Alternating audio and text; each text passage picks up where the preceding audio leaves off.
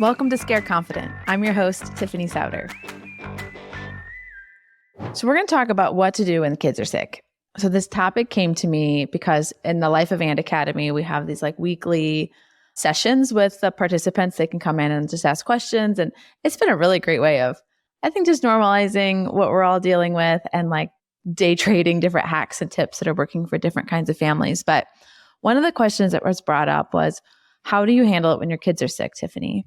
And we had a really great discussion about it. And she's like, you need to make a podcast episode about this. So thank you, Melissa. We're doing that. And I thought I would just export a little bit what I do, what that looks like. And like everything else that we're working on in our lives, we don't want to be reactive to that moment.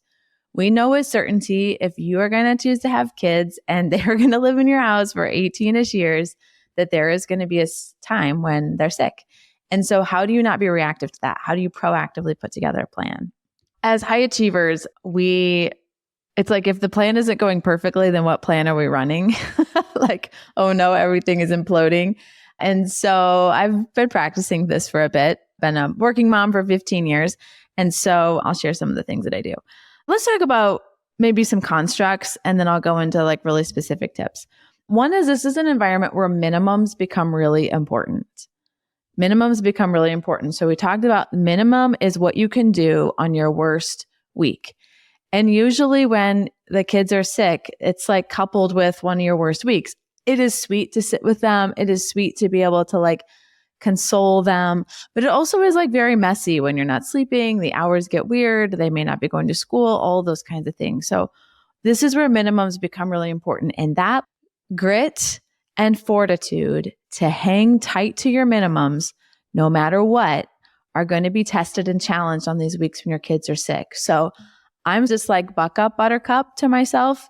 This week's or these next few days are going to be kind of hard. They're going to take a lot from you, and you can take a nap on Saturday or whenever that day comes when everybody's back to healthy. So minimums become really important. The second is, I kind of opened with this, but we've got to define the system of what happens way before you need it. Because when you wake up and you realize, hey, we thought this was going to be a normal morning. My kid has 103-degree temperature. No amount of ibuprofen is going to get this down before the bus comes. We've all done it one time. Not recommended, I know, but I'm being a little bit light. Define the system before you need it. Because when you need it, it's you're panicking. Things are kind of a mess. It's emotionally charged. If there's something important in your day, it's just you're solving in stress and duress. And that's not what we want to be doing. We want to get ahead of it. So we're going to talk about, how do you set up a system? And then the third is, just remember, don't take your stress on the people around you. It is not going to be better if you bark in the face of your spouse. It's not going to be better if you bark at your kids. It's just not going to be better. And so for me, I have to be just cool your jets. You're having a bad day. It's kind of a lot. You want to scream and cry, but it's not going to fix anything, actually.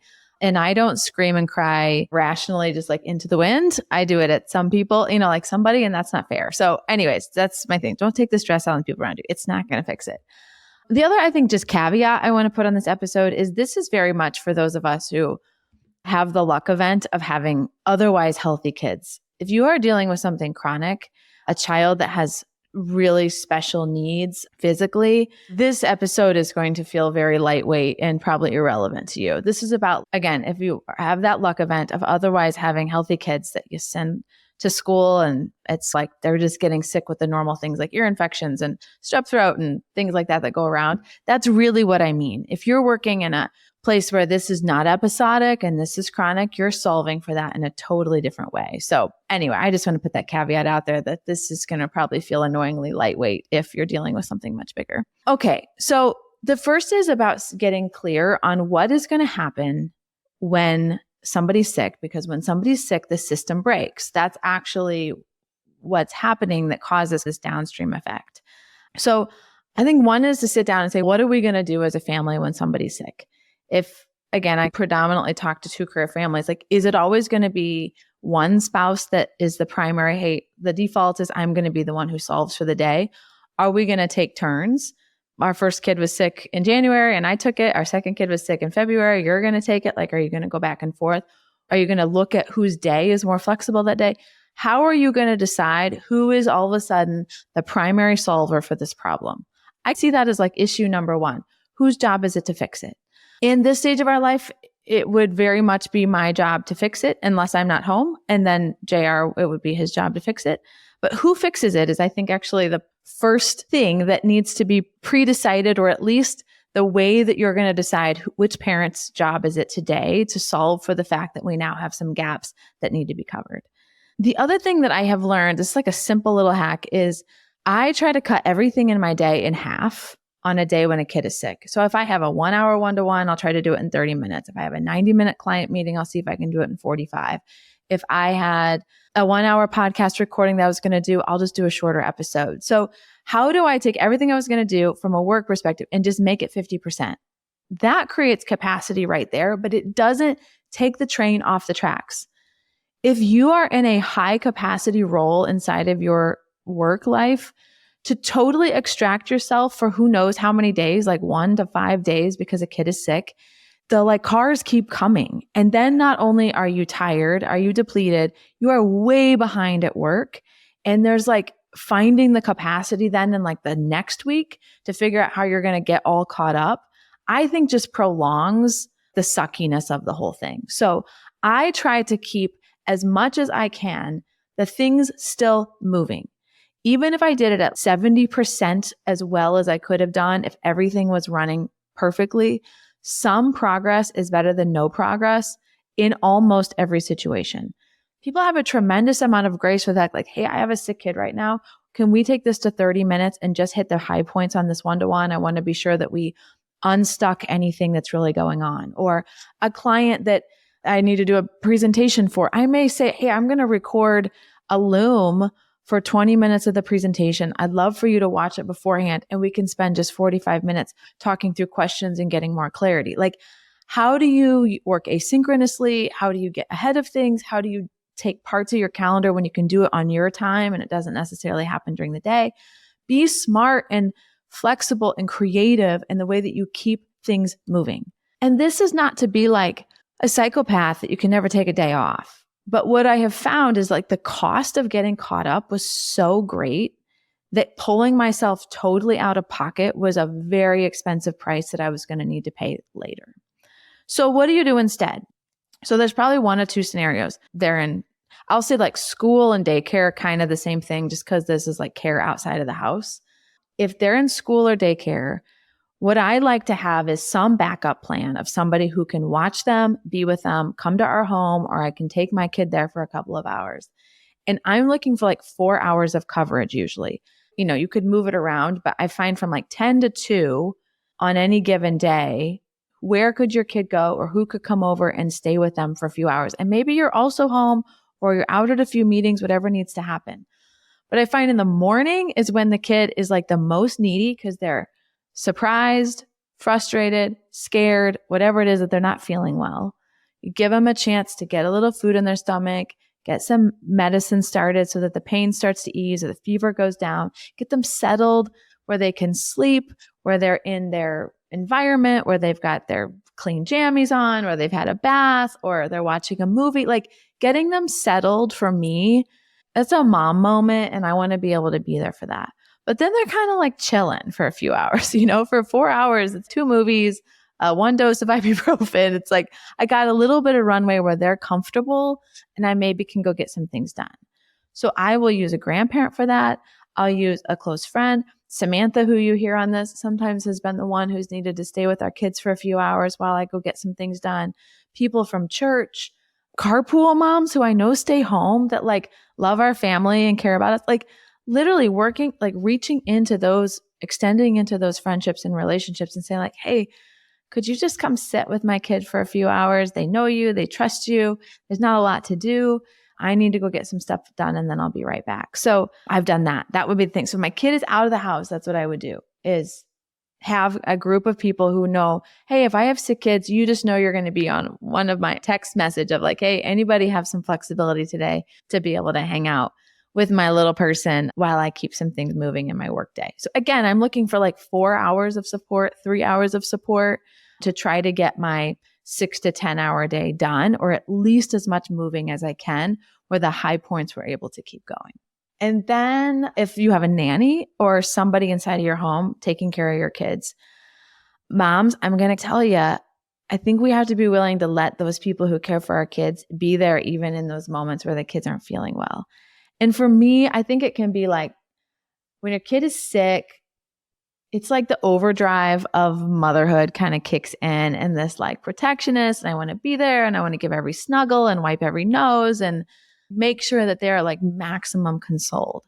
And what I've observed, I should count, we've probably had 8 nannies over the 15 years, some long time, some short time, is allowing my kids to be held, consoled, loved, rubbed, sang to by people other than me begins to teach them that there are other people that can support you when you need help.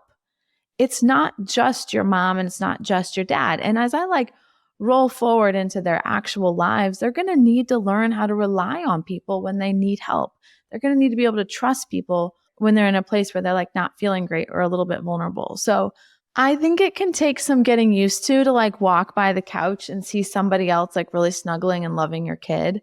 I have come to a place where I really love that part of our lives. Sometimes the best thing I can do for them is to take some portion of my day, get as much done as I possibly can so that I am very available for them when I am sitting beside them. I do have the capacity to be there. So I don't know. I hope that makes sense as I'm just speaking this into the microphone and trying to paint a picture for kind of how I do this. So one is decide in advance who it is it's going to solve for the day and how you're going to determine that between you and your other grown-up in the house. The other is make everything on your calendar 50% less if you can so that you keep things moving still. I like to contain the work I need to do into the smallest amount of kind of connected time so that I can get some support, somebody who can step in, a mother-in-law, a mom, a neighbor, whatever it looks like to come in and help and give you a little capacity to keep your work life moving so that you can be available as your kids like continue to need you and get sick. If you have not figured out how to use your health insurance telehealth function, it is life-giving. It's like available 24 hours, I think for the most part. Like go log into your insurance portal, figure out where the button is, put your insurance, like go figure out how to use that before you need it. Because when you know it's strep throat, you can even get, my brother has gotten one of these like ear scope things that you can look inside of ears and see if there's an ear infection off of Amazon. It's crazy. So get a good thermometer, get your telehealth set up, because it is like when your kid is sick, you don't necessarily also have time to go to the doctor, sit in the waiting room, do all the stuff. To me, that's like 400% of effort for like a thing that actually is not going to take that long to diagnose, especially if you start to know what your kid, like what they get and what causes problems for them. I've got a couple of kids who their chests get tight.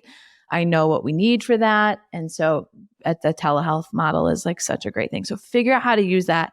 I feel like it was weird and scary and felt like Back to the Future or something when I first did it, but it is amazing. I really, really, really love it. So figure out how to use telehealth, telemedicine. Almost all insurance have an option for that. You like go into an online waiting room.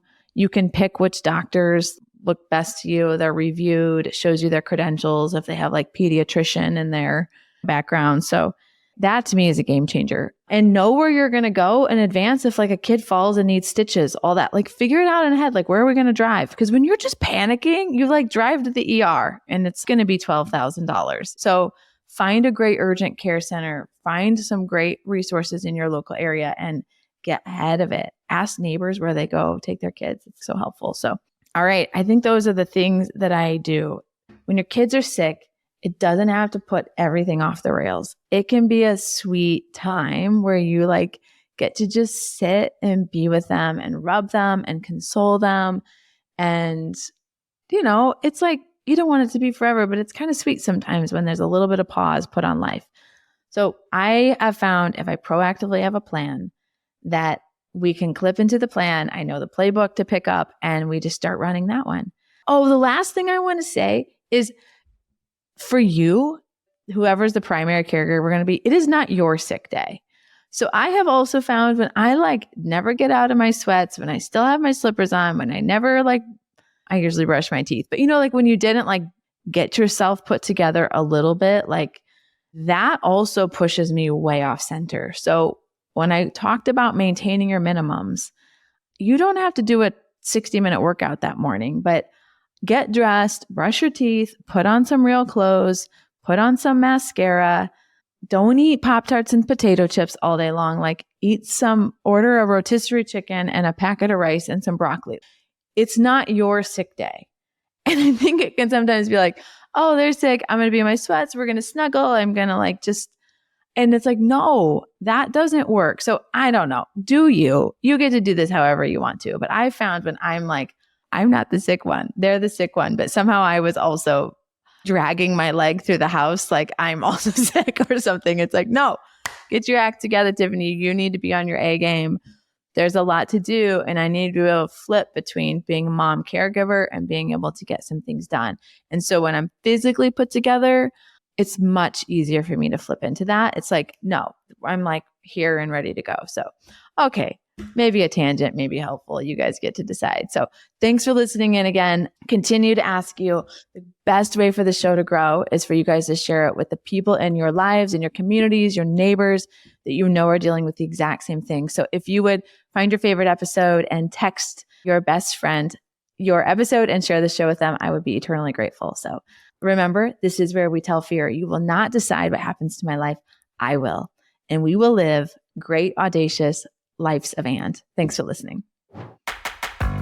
Thank you for joining me on another episode of Scared Confident. Until next time, keep telling fear, you will not decide what happens in my life. I will.